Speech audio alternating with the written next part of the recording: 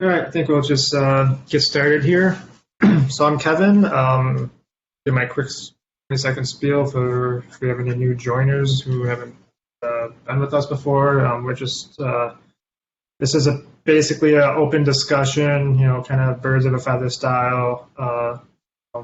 Once every 2 month meeting of people who work in scientific computing or big clusters, really, to just chit chat about Ceph and topics or things that bugs, whatever.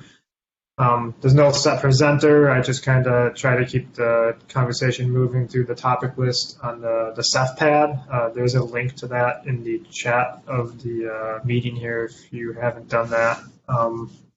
Feel free to sign in if you want. If you don't feel comfortable doing so, you don't have to. It's just kind of there for future reference of tracking people who join us, and if anybody else wants to contact somebody with questions later. Also, keep in mind these meetings I recorded and posted to the Ceph YouTube channel a week or so. I have to redo this or whatever. But that said, sorry about the late, 1-day notice on this. It slipped my mind last week to send out the emails, and yesterday morning I just realized, oh crap, I didn't do that yet. And glad we still got a decent number of people to join. So with all that said, I generally just start out with if there's anybody who hasn't joined us before, if they want to speak up and share some basic info about them, their institution, they do research or cloud, whatever, and their Ceph setup, if there's anybody here.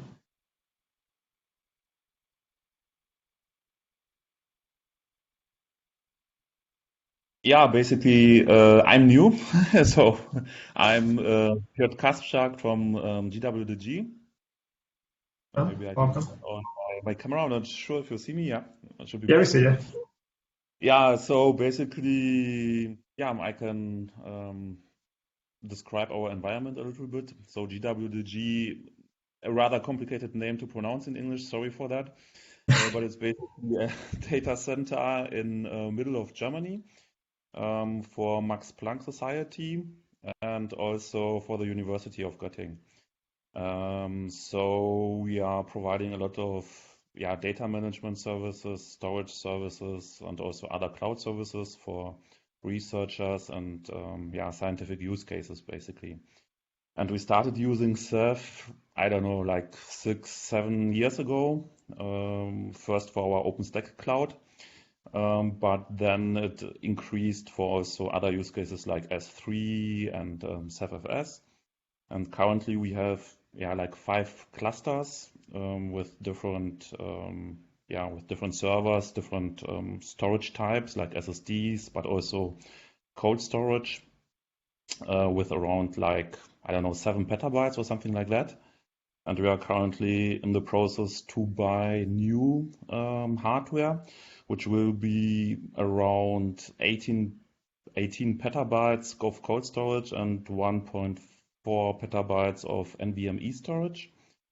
It will arrive in April, and we hope that it will work out fine with Ceph. And we are, of course, very interested to see how other people are using Ceph, what kind of experiences they have, just to see how it works for them and what kind of issues they run into and all these things. Yeah, so basically we are very happy with Ceph. Of course, we also had some issues, some due to Ceph, but most of these issues due to normal data center operations, like losing network for the whole cluster and things like that probably also other people here experienced. Yeah, but on the whole, we are quite satisfied with Ceph and investing more resources and money into it and building bigger clusters and bigger infrastructures. So I don't know if you have any questions, feel free to ask.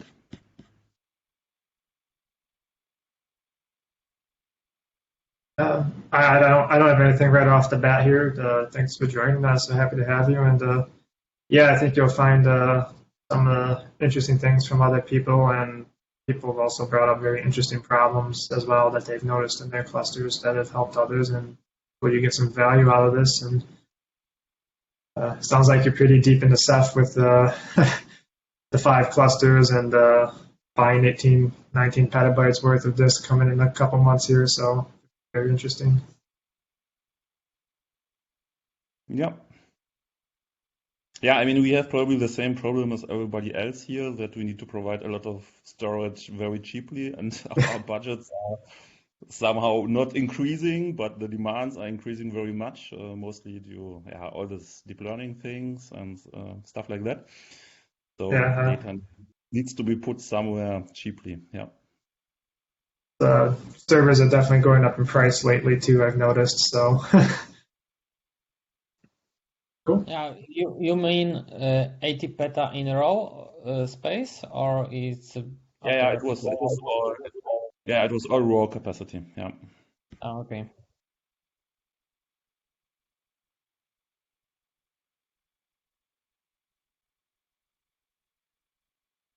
All right. Anybody else new want to share for a minute, or? Sure. Hi, I'm Andres Pataki. I'm from the Flatiron Institute. We are a research arm of the Simons Foundation. We're a nonprofit scientific research group here. We have about 200 or so scientists working in various computational disciplines, from biology to astrophysics to material science, neuroscience even. And we have a couple of HPC clusters, and we use Ceph as the large-scale storage for them. Each of them is about 30 petabytes raw for each of the clusters, and we're probably 99% CephFS what we use. That's what most of the researchers are going to use to file-based tests. We started very, very early with CephFS, actually. In the Hammer days, the very first cluster we put up was Hammer, when CephFS wasn't even officially stable yet, but it worked well for us, worked better than some of the alternatives. And I think that's the cluster that kind of grew into this 30 petabyte cluster that we have now. We've survived lots of interesting things. We moved to a different building without bringing Ceph down. We moved by moving servers slowly. We had servers flooded because we were in Manhattan in the Midtown, and at one point we were sharing a building with other people, and other people had plumbing above us, things like that. And so Ceph survived that as well. So now I think most of our kind of difficulties come from being large, that we have over 1,000 clients, and I think I put an item on the list there about that usually our problems are around metadata. Lots of small files or lots of random access to files and things like that. Usually the large data type files, like large multi-gigabyte or 100-gigabyte files, those work really well, and nobody manages to kind of saturate the bandwidth of the system, but small files is usually very troublesome.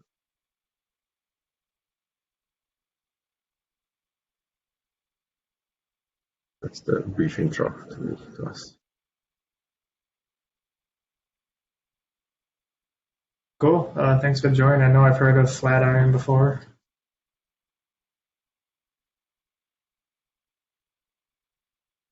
Yeah, same thing. I don't really have any questions off the top of my head right now.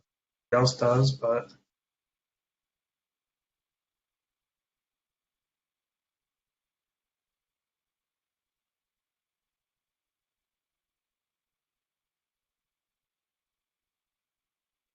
Guess not. Anybody else want to go say hi who hasn't been here before? I think I, at this point, recognize most of the names on the list.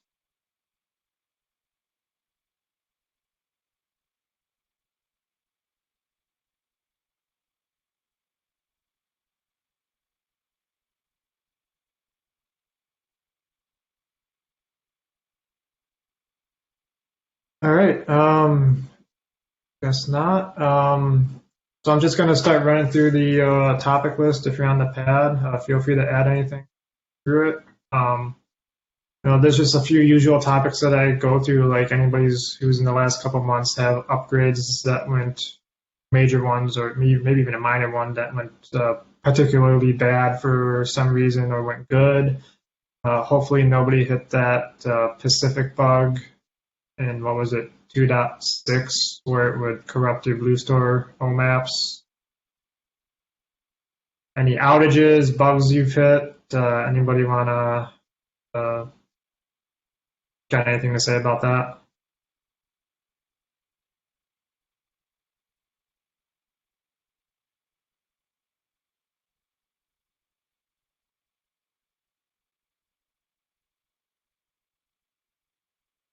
Maybe I can just comment on one bug.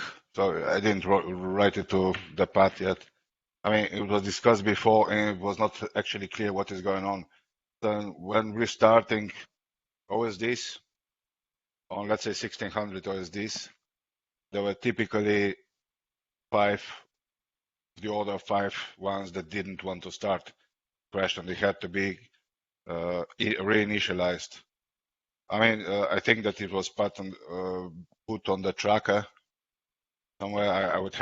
I can check the details and mention it. But this one actually seems quite dangerous. It's basically RocksDB corruption.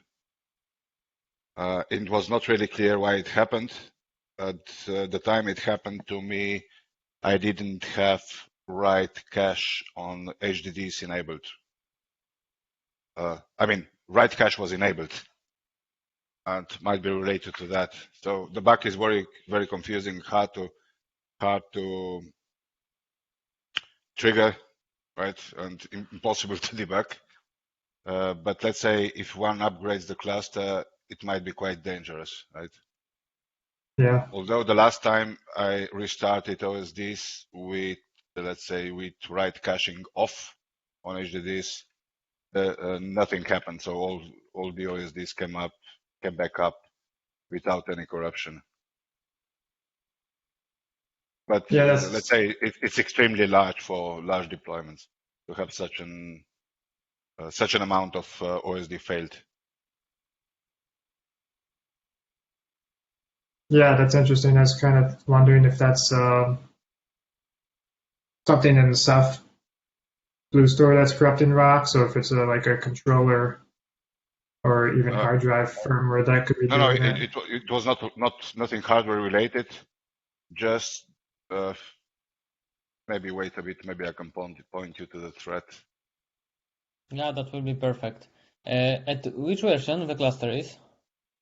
Sorry? Which version on this cluster are you running? It's Pacific, so the latest one. I mean, but the pack happened with several upgrades within Pacific. Okay, another good question, because you told us about 5 drives which you have to recreate. So are you using replication 6 or something? It's erasing coding? We are using erasure coding 16+3 stuff. So there is a lot of lucky for you. Sorry? I didn't have any data loss. You're a lucky guy. Yeah, just lucky enough that those PGs were in different places. Unless there was like 2 on a single host, it could have been happened as well and redone. But exactly. That reminds me about another issue we had in the biggest cluster. In middle of December, probably, we get alarms from our monitoring system that the temperature is rising in the data hall. After we confirmed that there are problems with air conditioning, and the provider of data center communicate with us that they will not fix it in short time. So we decided to power off the cluster, and currently there is about 6,500 OSDs in this one cluster, and we power off and power on without problems. we're running currently still on Nautilus, so it looks pretty stable to reboot the cluster, I think, but maybe there are some issues with caches, as you said.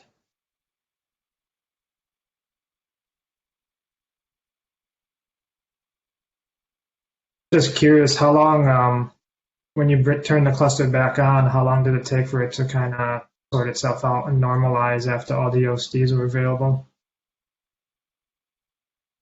I assume you set all the no whatever settings, the mons to minimize anything. Of course, before power off, we set flag of no out for OSDs and no backfilling. We stop clients. First, we disable it's an object cluster, so we disable Rados gateways for him and disable scraps. So power off takes about 10-15 minutes, and power on takes between 30-50 minutes, less than an hour, and the cluster was healthy. Cool. Yeah. If I can ask a question here, do you run the mons and the MGRs on the same boxes and they were powered off as well, or the mons were still live? In this cluster, we collocate monitors, managers, and some Rados gateways, and additionally have servers for Rados gateways. Currently, there is 15 Rados gateway servers. Okay, so basically all the mons were also down, and you had no problems in them getting the quorum once you powered back the cluster. Yeah, there is no problem. Okay. The monitors were very fast and quorum.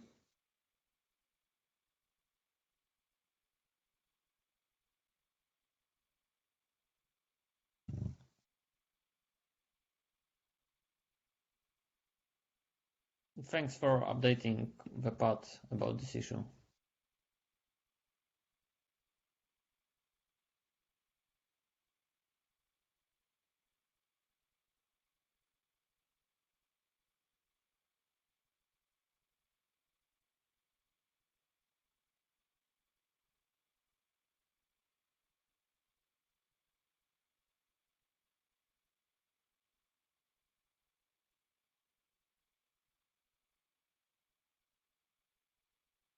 I want to clarify one thing on that write caching. That's the hard drive write cache, not the controller.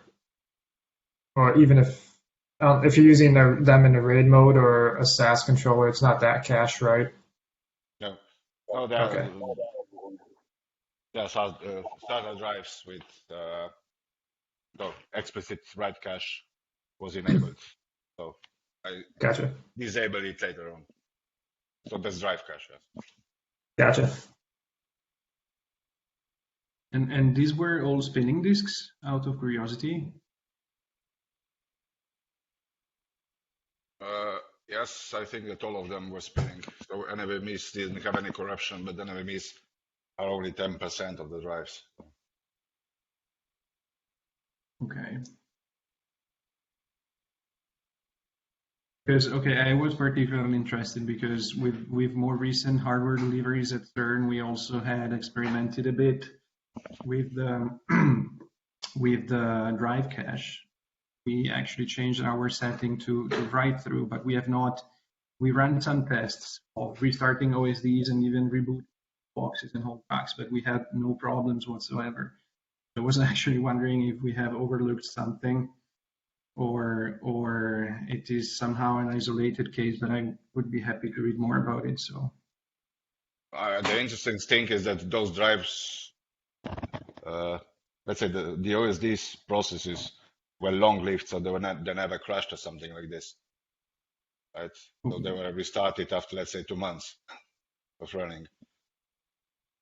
Not sure if this is related at all, probably not, but. yeah, you're right. I don't think that we have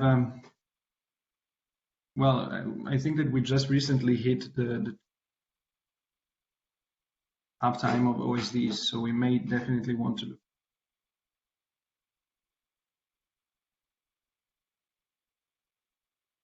It's also true that we're not running Pacific yet, so we're still on who's on most clusters. So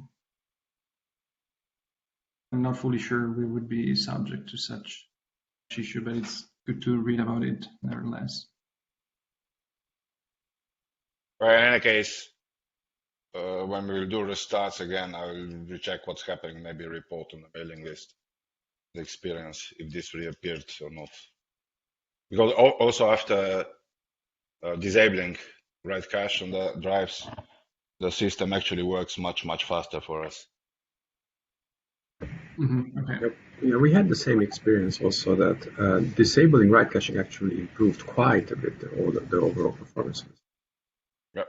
That coupled with the fact that I wouldn't really trust drives firmware nowadays because I'm not completely sure because sorry. I'm not. We did upgrade the kernel to the 5.15 on the Ceph service the same time from 5.11, which might have another bugs. Although this is it would be very strange that kernel upgrade would do something like that. But after both this disabling write cache, the upgrading the kernel, the throughput went up for a factor of 3 or 4 in certain cases.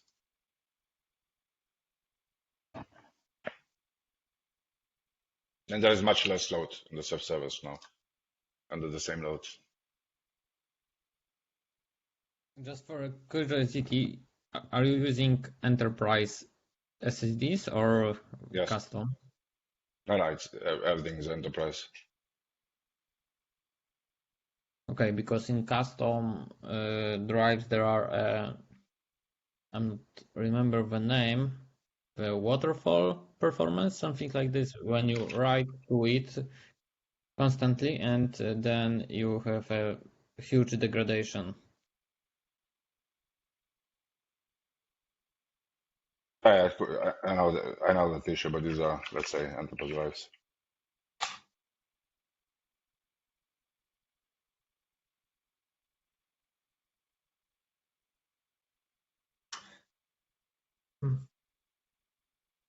Yeah, these reports about write caching are interesting. I actually just got some new servers. I should probably try benchmarking to see if that makes a difference for my deployment.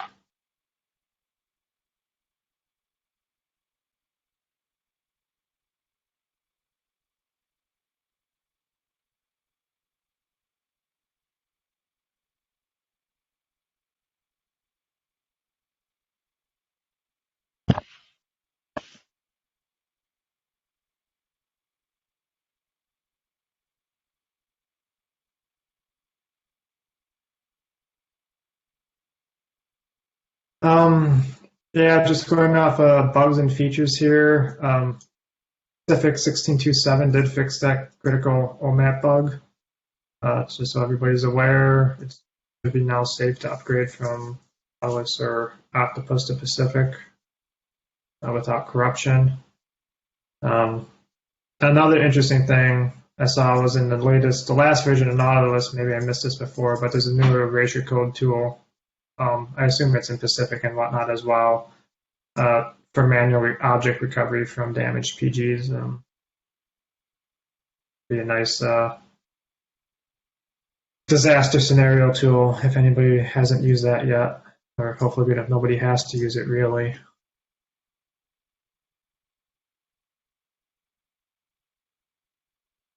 So somebody looks like wants to talk about multi-site, connecting several clusters with one realm. Probably talking more in the gateway sense. Somebody want to expand on that? Yeah, that's for me. We are currently researching about scaling this large cluster because we don't have enough space, more space in this one data center, and we want to add additional several thousands of drives. for them, and I spent some time on testing about multisiting of object storage, and saw some documents about having one realm with several zone groups when you have shared index pools, and when you create bucket, you decide in which zone group, aka bucket location in S3, you decide to locate this bucket. But probably there are some bugs I'm trying to trace it about placing the raw data of these buckets, because when you create indexes buckets and look into internal of Ceph, he decides correctly where to place the indexes. But if you check the decided zone for them, they are always trying to use the master zone of the whole realm. So it looks like a little bug here, and I'm wondering if anybody try something like that or have in production maybe.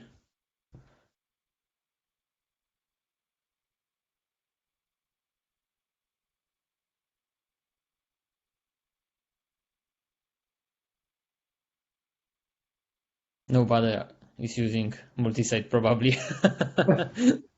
Kind of seems like unfortunately not right now.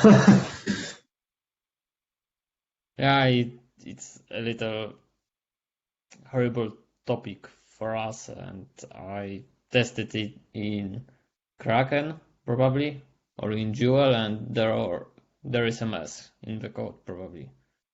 And we go back to this right now, and looks better. Probably the classical geo-replication of objects works well, but if you try to do more non-classical moves, there are problems or bugs which nobody hit right now.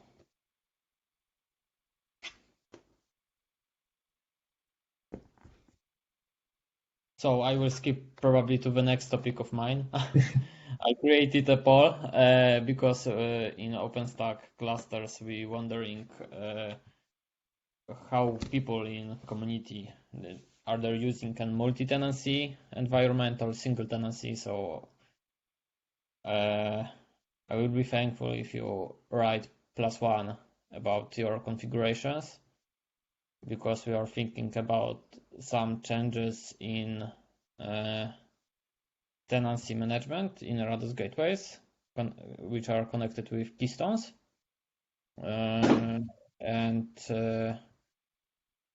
we are thinking if people are using multi-tenancy at all, or maybe all decided to use single tenancy, because as you know, all the software supports S3 protocol, and in their in this software we don't have something like multi-tenancy.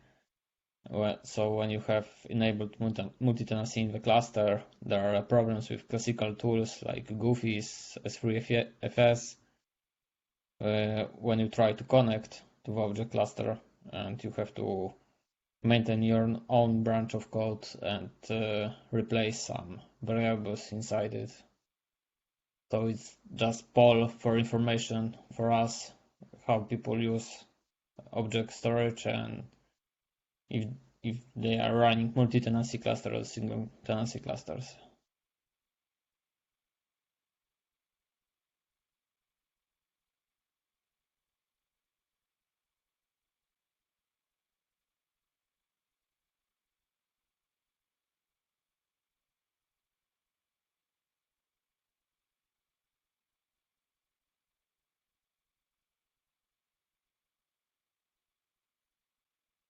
If I understand correctly, it's the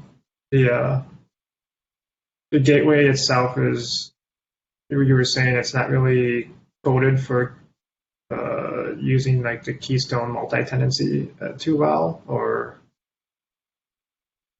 There are some problems. For example, we hit recently about having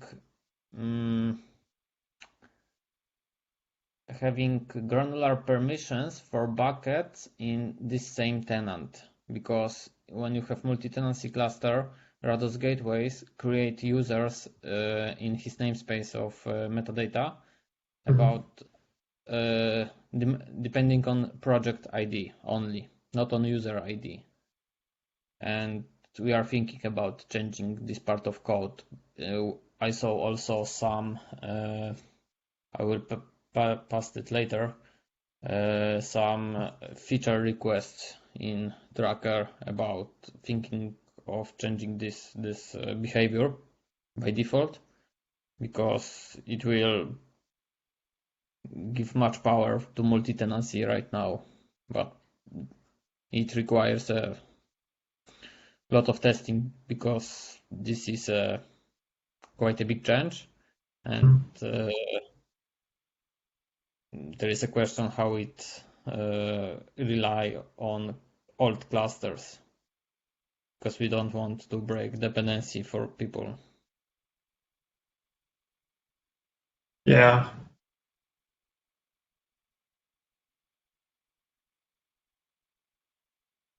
I see the benefit to that.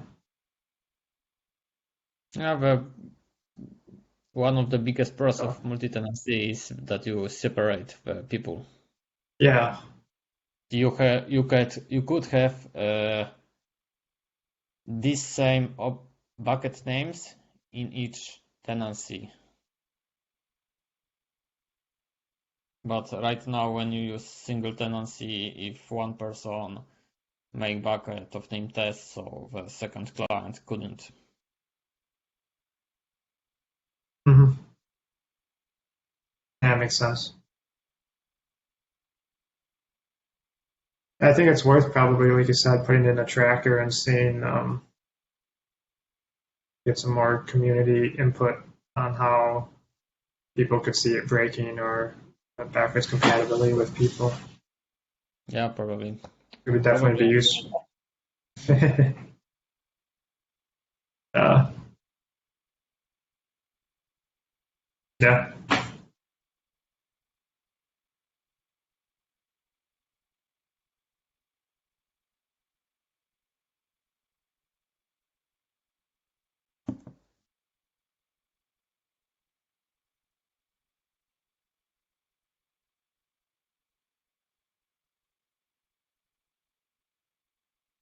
So next one on the list was Joe was wondering about people using the support providers for Ceph, Canonical, Soft Iron, 42 on. What's it like? Is it worth it really? Joe wants to talk up and give more details about that. Sure. I seem to be having a little trouble with my camera right now. Sorry about that. Fine, we hear you. But yeah, so I'm at the National Solar Observatory, and we're basically a data center for the largest solar telescope on Earth right now. So we basically just store and process the data from the telescope. We're in the early stages right now, so we've got about 6 petabytes raw without really any real data on it yet. So we still have plenty of wiggle room. But at some point, we're going to get to the point where, our cluster is getting pretty full, and we're doing the best to learn as we go. But probably like most people on the call, we've got a lot of other things to do in addition to Ceph, and we don't have as much budget as we would like. So we're just trying to figure out, what's the best way to build in flexibility going forward and kind of cover our bases for some kind of failure scenario. We'll do our best to avoid failures, obviously. And it seems like Ceph is pretty good in a lot of cases of taking care of things itself. But there are also situations that do come up. So this would be like a worst case, two use cases really for support. One would be, trying to get some advice in terms of seeing further down the road or further into the Ceph internals in terms of best practices and how to avoid getting into a bad situation. And then the second would be if you do start getting into a bad situation, how do you get out of it, right? So hopefully we won't get there, but good to have some insurance policy, I guess, is kind of what this is. So I was just curious if folks had any experiences with any sort of outside professional support and what that was like, and if they thought it was worth whatever the cost was. I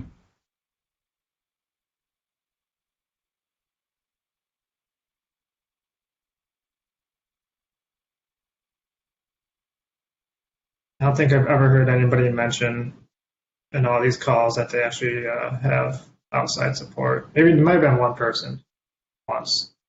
So anybody actually get support Okay. other than the lists?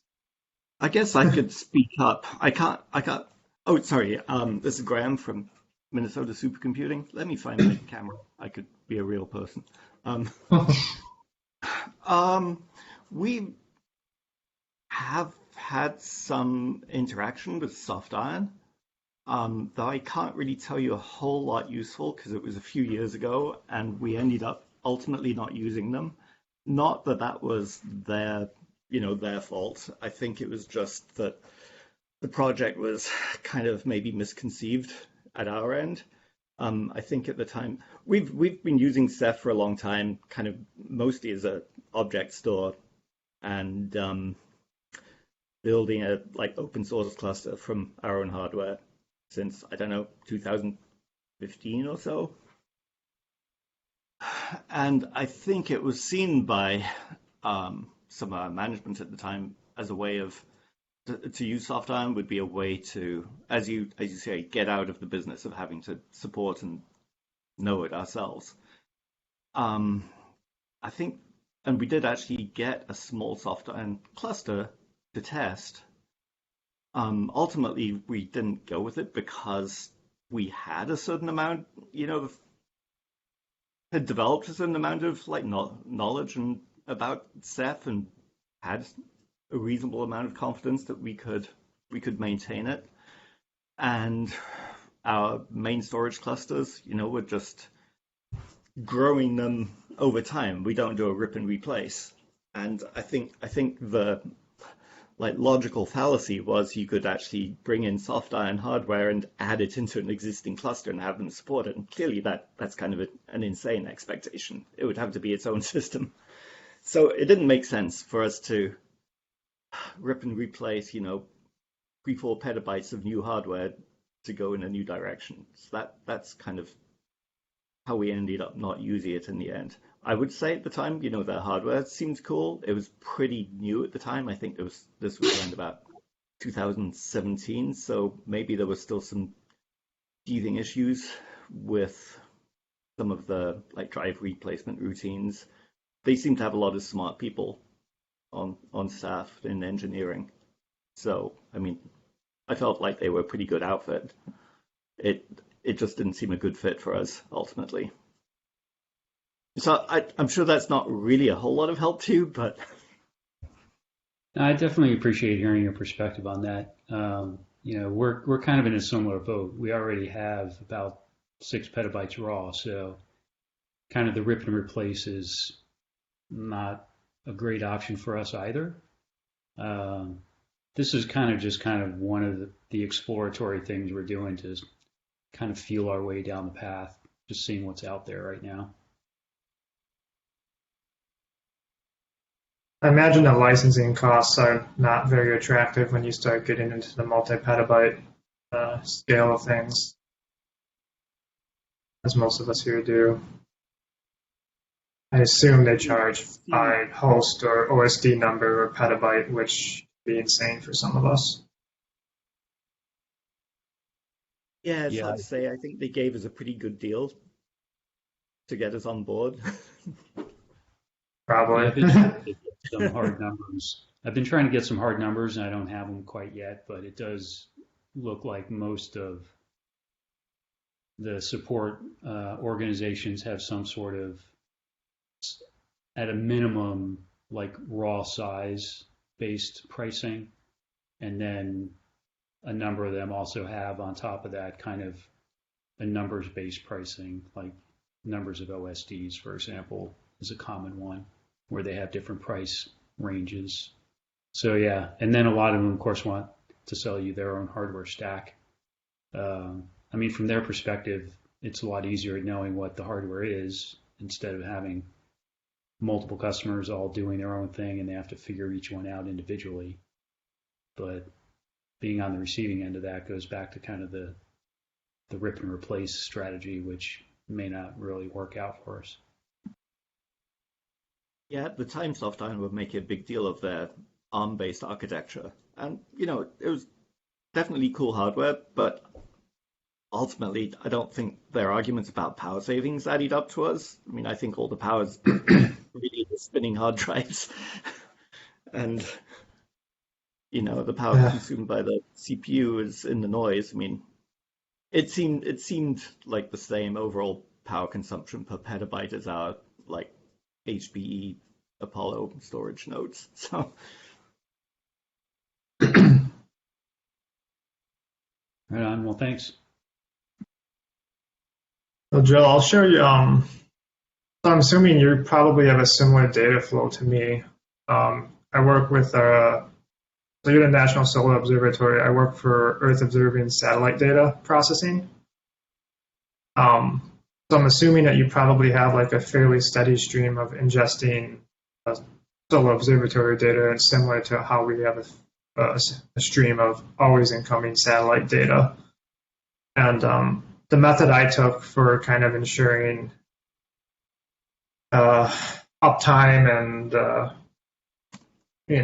issues with a massive cluster is I built like a buffer cluster basically. So all of the data we ingest from the satellites goes directly onto, like, for us about half a petabyte cluster worked. And all the initial processing happens off of there. And then after 20 or 30 days, that data gets migrated to like the 10, 11 petabyte archive cluster. So the idea is that if we have a problem with the archive cluster, we have this 20 or 30 day buffer on our smaller, we call it our production cluster, where we're not affecting like our contractual obligations for delivering satellite data or anything like that. We're still running even if our big cluster is down. And then if the little cluster had a problem, it's easy enough to flip over the processing streams and the ingest and processing streams to work off of the big cluster. I don't know if something like that would be useful for how you guys ingest and process your solar observatory data or not. But yeah, that sounds like a good idea. It's worked fantastically for us. We had a power event a couple months ago that actually killed a bunch of 10 gig switches, and our big cluster was down for like about a week. And we just, the small cluster kept everything running, and we were still ingesting and delivering our products to NASA and everything, and really saved us having that small cluster as the buffer there. Nice. Yeah, we don't really know what any of our patterns will be yet. The telescope is really just starting its kind of operational commissioning phase. So construction is officially done, but it's not really in full operation yet. There's still kind of calibration. Yeah, some of the science calibration on some of the instruments has been completed, but it's going to start with, I think, 4 observing instruments, and then there's a 5th that'll come online maybe a year or so from now, ish. And then there's potential for other instruments to be developed and deployed. So it'll be a moving target over time, and we really, since they haven't really been taking observations quite yet, we're not sure what any of our patterns will look like in terms of ingest from the summit or users searching and downloading data. But it does sound like having that small buffer cluster as you're describing it, just from a structural perspective, makes a lot of sense. Yeah. I think it's worth it. And like I said, it sounds like you'll end up having a similar data flow to us. I don't know if you ever want to talk more about that offline, off this call. I'd be happy to tell you anything you want. Cool. Thanks. Appreciate it.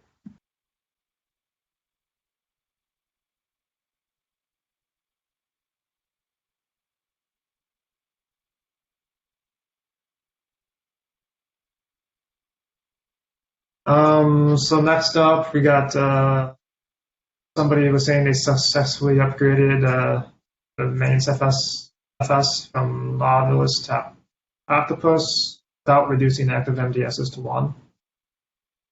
Are you banned on that one? Yeah, that is actually me. So this is actually an upgrade that we did this week at CERN on our main CephFS cluster. What we typically have there is 4 active MDSs and 4 standbys. And what we were doing in previous upgrades was just to follow the standard procedure of reducing the number of active MDSs down to 1. Then we started running the new version and then activate the other MDSs as well. This time we took a slightly different approach in the sense that we have not reduced the number of active MDSs down to 1. We had 4 running and 4 standbys, and we have updated the standbys first and then just stopped all the active ones, the 4 active ones in one go, and the standbys took over. And I think that overall the file systems were down for roughly 4 minutes, which is pretty good with respect to what has happened in the previous updates, because reducing number of active MDSs typically takes a long time in our case, and then you start seeing slow IOPS coming in. So it was pretty good to be able to make this just in one shot and stopping all the actives at once. We think that we could even squeeze this 4 minutes even a bit more, because we're using quite some in-memory cache for the active MDSs. So the standbys that took over were actually spending quite some time in the rejoin phase for the MDS cluster cache. So we think that if we lower the amount of memory that the memory limit for the MDSs, we could make the downtime even shorter. But it was quite successful at the end of the day. It was the first time we were doing the upgrade this way. We have checked with some CephFS experts first and tested on some test clusters before doing it in prod, and it was good. We will look into if it is possible to make a piece of documentation out of this experience. It may be helpful also to others.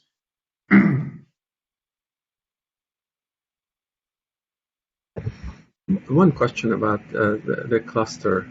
We're also looking at some point, we're running Nautilus mostly, and we'd also talk about the Pacific. How big is the cluster? Like, how many clients mount the file system, and just about how much space is there in the file system? So the space is roughly 5 petabytes row, 4.5 petabytes, 5 petabytes row. It's quite actively used. This is the main cluster that we have on campus, and it's actually being used for a variety of use cases. Lately, we see an increased use case by Kubernetes clusters because, very practical to use Ceph via persistent volume claims. And I would say that we are living at around 80 million inodes and 10,000 MDS sessions, more or less the numbers that we see on a normal day of operation. That's quite a lot of clients. Okay. That's quite a lot. And any problems that you run into with that many client sessions? I can't tell you right now, but we are using multiple active MDSs for this very reason, and we're also pinning some specific MDSs to share a bit the load across them. We know that it's not that widespread to have many multiple running MDSs at the same time, but this has been quite successful for us until now. So you pin the subtrees? You pin like certain portions of the file system to the different MDSs? Exactly. Correct. Yes. Yeah. Do you use snapshots by any chance? Do you use snapshots by any chance? Not yet. This is something that we would like to do in the future. We are looking into that, but it has not touched production yet, and not on this cluster. We have another cluster running Pacific, which will be the first one in which we will enable snapshots. I can tell you a horror story. Okay. I can tell you a horror story of snapshots. Yeah, so snapshots is one of our latest problems. We enabled snapshots because it's been marked as a stable feature for several major releases. I believe maybe since Jewel or so, or something like that. You're in the Nautilus cluster, and as soon as we did that, our performance on the MDS essentially tanked, and our latencies went up. Like typical latencies that we see on the MDS are something like a millisecond, tenth of a millisecond, maybe a millisecond or two on busy times. And they went up by a factor of 10 to 100, so tens to 100 milliseconds. So a single ls, which is several stats of each file, like an ls minus l, would take like a minute to return from the MDS. So there are some active issues inside the MDS with snapshots enabled for kind of large caches. As soon as you have like millions of inodes in the MDS cache, there are loops inside the MDS that say for each inode in my cache do something. And these get kind of hit once snapshots are enabled. We've been talking to Ceph devs about this, and they're looking into it for a month and a half now or so, but maybe 2 months. So far, there is no solution. May I ask a question? How many snapshots do you have? Oh, right now 0. It doesn't matter how many. Once we had 1, the problem stays. So we only had a few. We wanted to do daily snapshots rolling for a week. So it should be 7 snapshots, 7 or 8 snapshots. Then when we kind of ran into this, we removed all the stuff. But I think at that point the damage was done, and the problems stay. So any kind of like directory removals before we created snapshots, the directory we want to remove, for example, 20 milliseconds to remove a directory. Is this on Pacific or something else? This is Nautilus, but it exists in newer versions. Just simple. Oh, because we have snapshots as well, but we have very few of them. And what we noticed is if you have too many, actually each snapshot increases the latency because of the multiple lookups in each snapshot, right? That's why we removed them, but I didn't actually notice a real performance slowdown. Of the MDS? I think the difficulty is if the MDS has like a million or I units. That's when we started noticing this cache, and I think the particular operation that is most painful is the directory removals.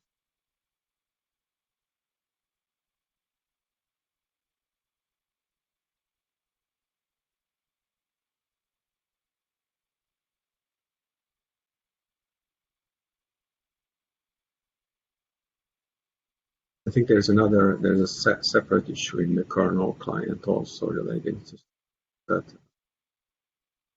Or there's also a tracker for that. I can if there's if certain operations trigger some busy loop inside the kernel, one of the worker threads, one of the Ceph worker threads. So you see, like in top one of the kernel threads taking 100% and things not progressing too much. This is all metadata heavy operation. So like if you do like a file system scan on a kernel client in the presence of snapshots, second kind of performance related issue that I'm aware of.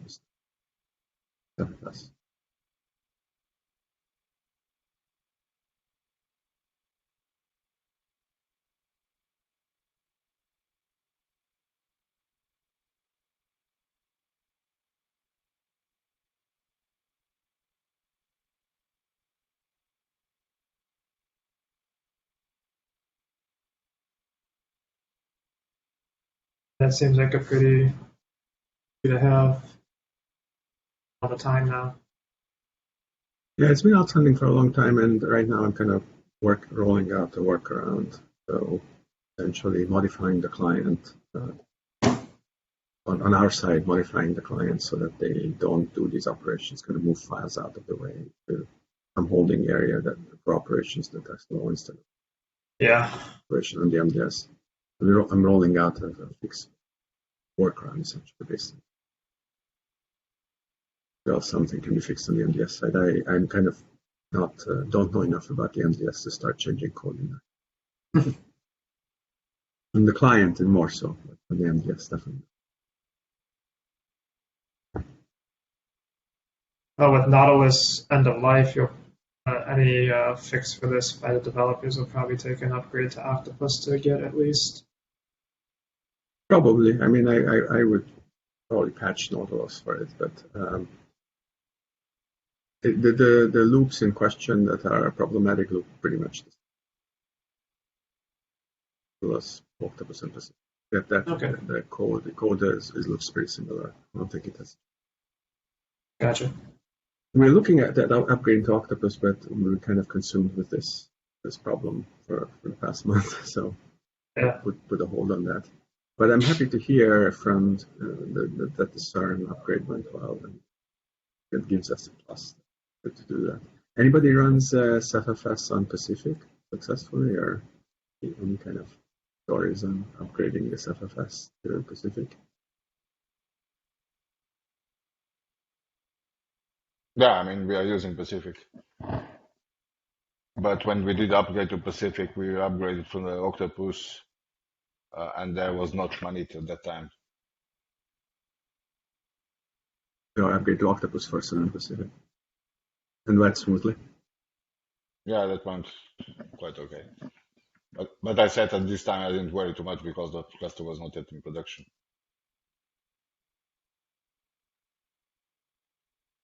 We have a cluster run, but this is more. It's been running fine. Actually, I have two other clusters, but a bit smaller. So let's say 200 or 300 OSDs, and the upgrade to Pacific was smooth as well. And the main usage is on CephFS.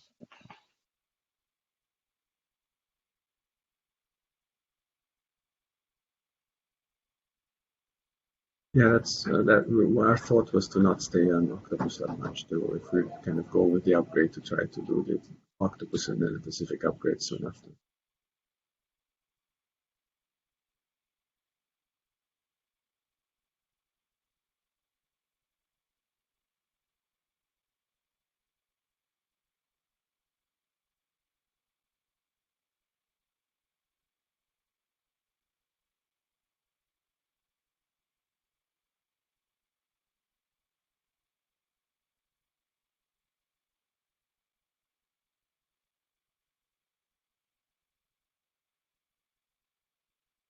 Right, so the next down on the list here was Ceph metadata difficulties with large number of clients. That's what I wrote, and I kind of talked about it a little bit. Yeah. Besides the snapshots, the other issue is that we have jobs that kind of access, especially machine learning, that access files in a very random fashion from a very large number of nodes, and we've had difficulties with the MDS keeping up. Really causes overall slowdowns in the system. Since the MDS has a certain number of ops per second that it can do, perhaps tens of thousands, maybe 10,000, maybe in the thousands somewhere. So as soon as you have enough clients that try to randomly feed, let's say, a GPU with data from Ceph,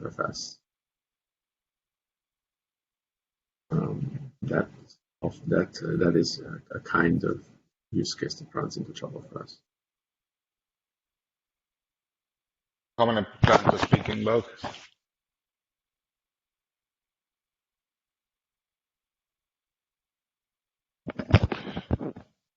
What is the number of clients? Well, the total number of clients in our cluster is about 1,000 or 1,000 to 1,500, but it's enough to perhaps have 20 or 30 clients do this, and it kind of slows an MDS down quite badly.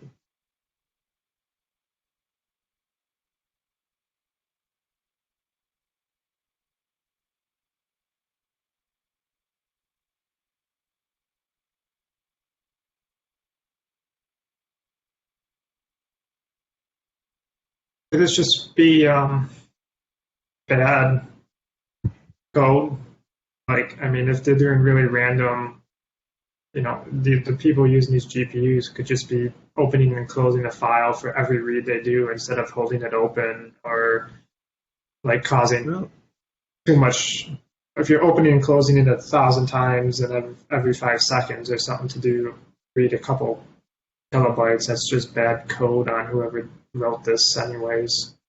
Right. Some of it is bad code and can be improved, but some of right. So very often it's like 1 million files, and they pick a random one and read that and feed that to GPU, and then pick another random one from 1 million. The algorithm, something like stochastic gradient descent, which is based on the idea of randomness. So the goal is to do this. Yeah.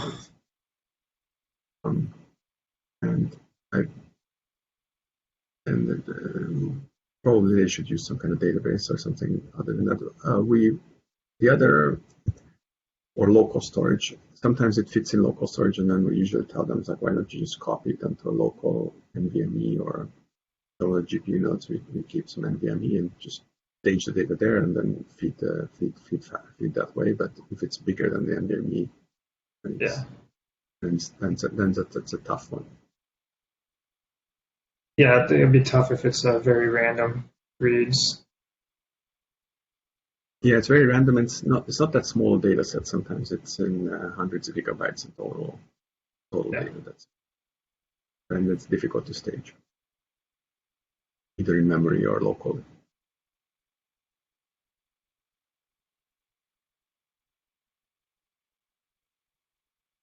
I'd be interested to know more about this, maybe offline. But let's say we also have typical HPC use cases where people are processing something like 10 million files in a relatively short time, and we didn't notice this slow times, those let's say slowness of MDS. Well, for a particular user, there might be a bit of a slowdown when doing LS or finding files or stuff like that. But overall, it works quite well. And typically, let's say we actually use only 2 MDSs basically for more or less 2 quite different use cases. One is for the outside stage out and stage in from, let's say, from one, and the other is for local stuff. You pinning trees, pinning the surface. Yeah, I'm pinning trees for this one. I was going to say something like that too. If all this GPU work is on a certain data set, you could always pin that to a certain MDS in hopes that it doesn't slow down Right. the MDSs for other people. Yes. It could be a workaround, not a great solution, but you know. I mean, the other approach that we've tried with some of these use cases was to mount an RBD read-only to set up the data set and the file system in an RBD and mount that read-only, in which case there's no MDS signal. That's, to some extent, that works sometimes.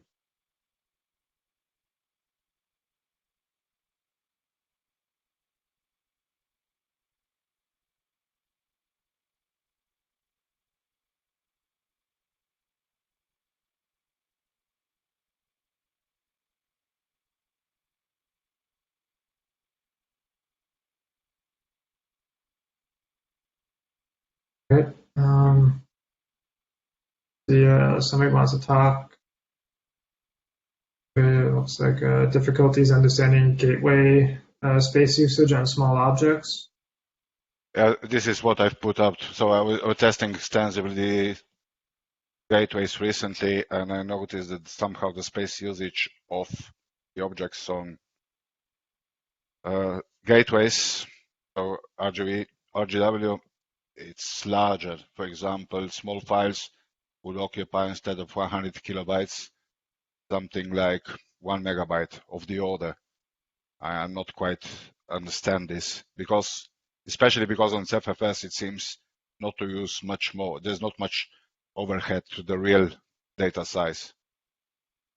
So, for example, instead of 2 terabytes, images of 100 kilobytes, so several of them, several million, took something like 5 times more, which was pretty strange to me. But anyway, this might be a minor issue, and I can follow it up later. But let's say CephFS has a lot of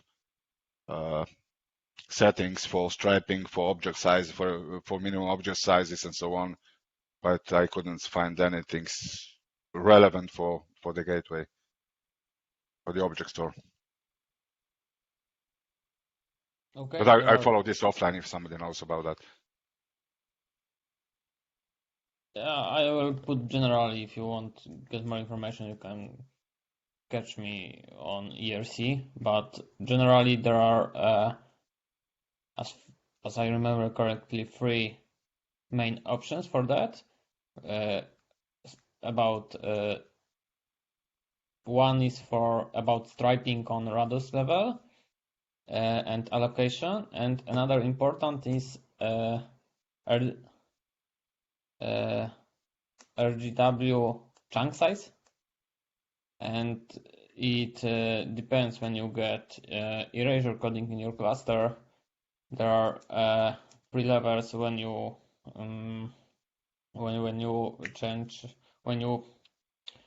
cut your object. So when you have, for example, as I remember correctly, 4+2 erasure coding, and you put the 4 megabytes object, then it will be sliced into 1 megabytes object because of erasure coding. Then it will be striped into smaller objects because of striping, and there are another 1 level of changing the size, and finally it will take a little more space on a raw device. I have some drawings about it when I researching about it, but I need to find out where it is. Okay, we can communicate this. So it's really a minor issue, I would say so. But it would be nice to put it better into the documentation of Ceph. So just a hint. Yeah, probably. Yeah, it's just configuration options, and you have to decide how big chunks and stripes do you want. Yeah, And okay. it's especially important for erasure coding polls.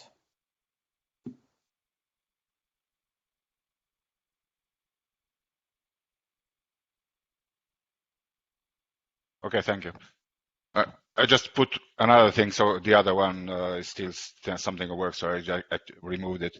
But I was testing the dual stack lately, and so Kernel Client is known not to work yet. So maybe it would help to put some timeline for this.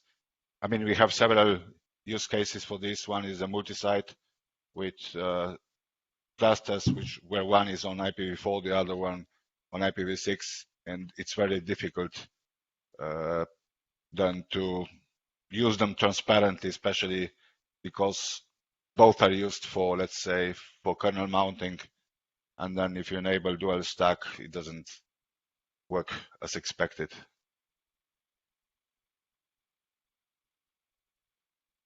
I mean, it's a known issue on the kernel client.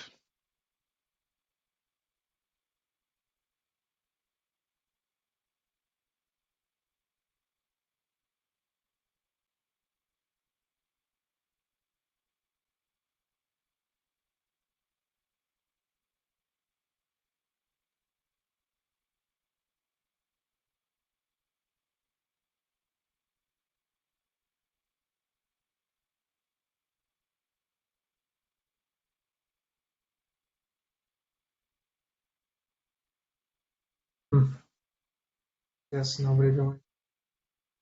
To read about it a little. Sounds interesting.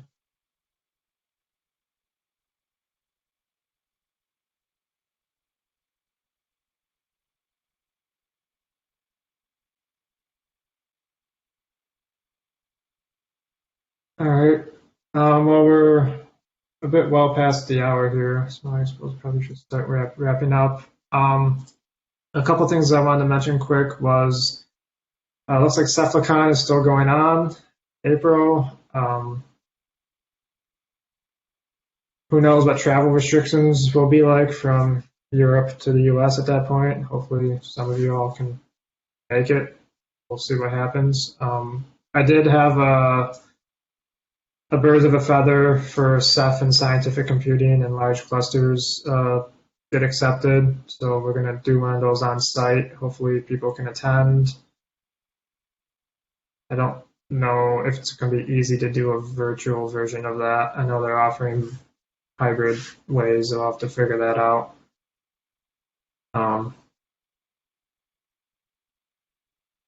The other thing was there was some interest in possibly rescheduling this to like a Monday or Tuesday at the same time.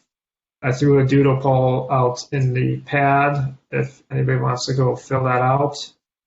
This time slot conflicts with the Ceph weekly leadership meeting. So yeah, there's some reason to maybe switch to a different day. If you have any opinions on that, feel free to, like I said, fill out the doodle poll, submit it.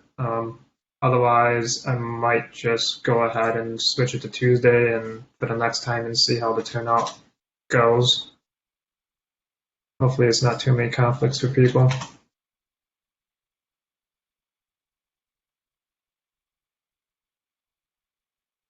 Other than that, it's January. The next time would usually be the end of March, but since Ceph is literally about a week after that, we may not do a March one.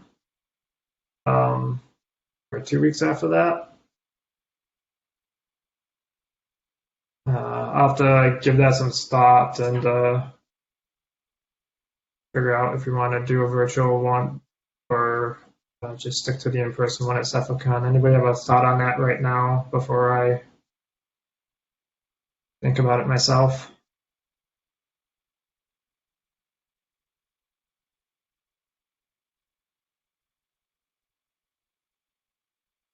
All right, yeah, we'll figure it out as we get closer.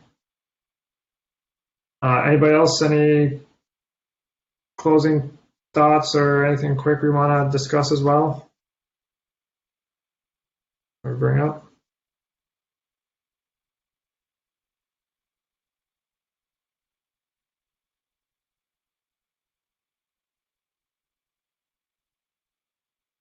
All right, guess not. Well, thanks for joining. We'll maybe see some of you at Cephicon, maybe not. Let you know through the list about the next meeting. Thanks. Thanks, everyone. Bye. Thank you. Bye bye. Bye. Take care. See you next time. Yep.